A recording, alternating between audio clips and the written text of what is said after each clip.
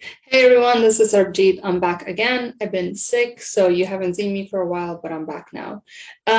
Last week or the last time I did this video, I shared with you guys 10 tips on what you should be doing when you're starting a business analyst role or a Scrum Master role. And honestly, these things or these tips or tricks, whatever you want to call them, could be applied to many different roles. So please be mindful and just know that these are things generally that will help you do better in a new team setting or environment. Okay, so what I'm going to do is I'm not going to create a huge video that gives you a bunch of tips.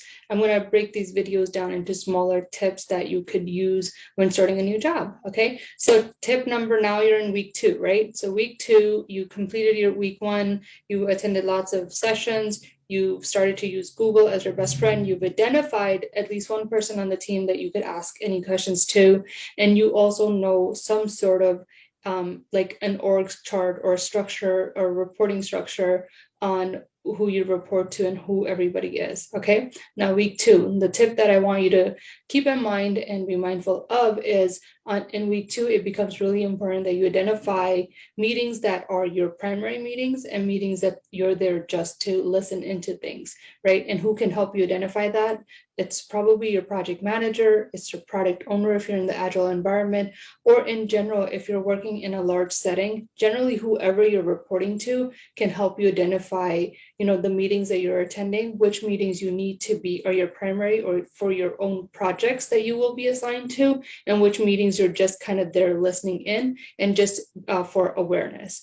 And if you have never been in a team setting before, especially for implementing IT projects, you will get invited to a lot of meetings where you just need to know what other teams are working on, right? So it's very normal for you to be invited to a lot of meetings, as optional or whatever the case may be. It's important to distinguish which meetings are for your own project and which meetings you're just kind of paying attention to and knowing what's happening either with other teams or other systems or other products. Okay, so that's one of the tips that you need to be mindful of.